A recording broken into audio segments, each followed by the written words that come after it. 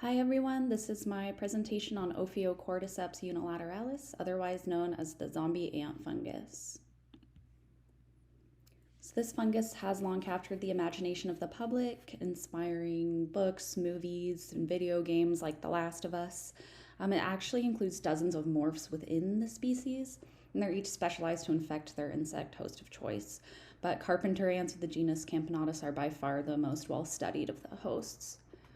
They're primarily found in tropical forest ecosystems around the world, and they exhibit what is known as an extended phenotype, which is the expression of parasite genes in a host. So O. unilateralis is a member of the order Hypocreales in the class Sordarioomycetes in the phylum Ascomycota.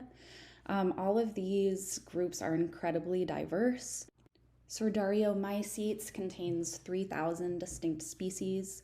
They can be found in almost all ecosystems, even aquatic ones, and they carry out a wide variety of different lifestyles. Just an idea of how old O. unilateralis is, a 48 million year old fossil is recently found in Germany that shows signs of this species carrying out the lifestyle that it does to this day. So that dates it back to at least the Eocene era. O. unilateralis begins its life cycle as a colorless multiseptate ascospore. It's 80 to 200 micrometers in length, making it quite large. And the spore will produce an aprosorium, which is a specialized adhesion structure when it contacts the host, and that allows it to penetrate the host's exoskeleton. Following infestation, it will take on the form of yeast-like cells, and over its life cycle, those become highly differentiated and pleomorphic cells that carry out different roles as it develops. Macroscopically, it's pretty easy to distinguish. There's a brown, white, or orange hyphae, which are branching filaments, and those end up being visible outside the host and grow over it.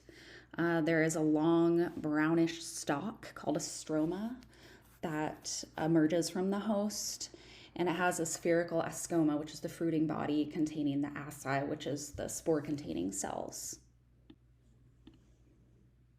And here's just an image detailing some of those macroscopic and microscopic features of O. unilateralis. You can see the mixture of yeast-like cells and hyphae growing in those slides and cross-sections, and then all the way to the left you can see the macroscopic growths coming out of the host.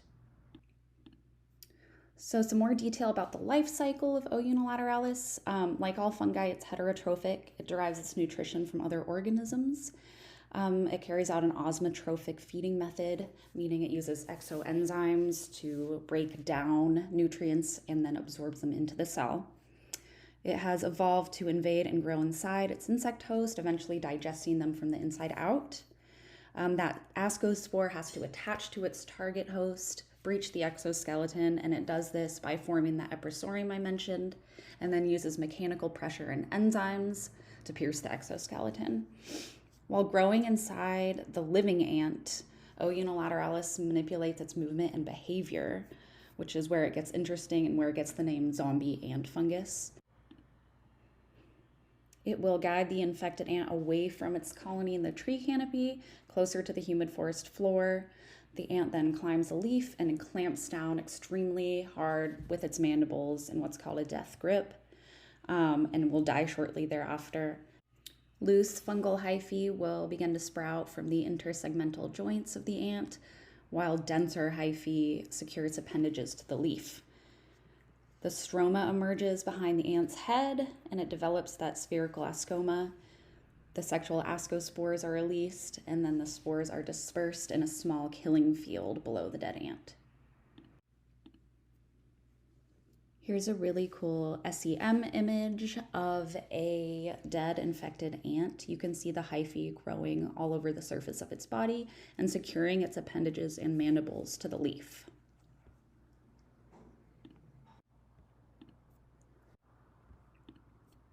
The behavioral manipulation of the ant by O. unilateralis is remarkably specific. In one study, 98% of dead ants observed were found death gripping a vein on the underside of the leaf specifically. A majority of these leaves were located on the northwest side of the plant.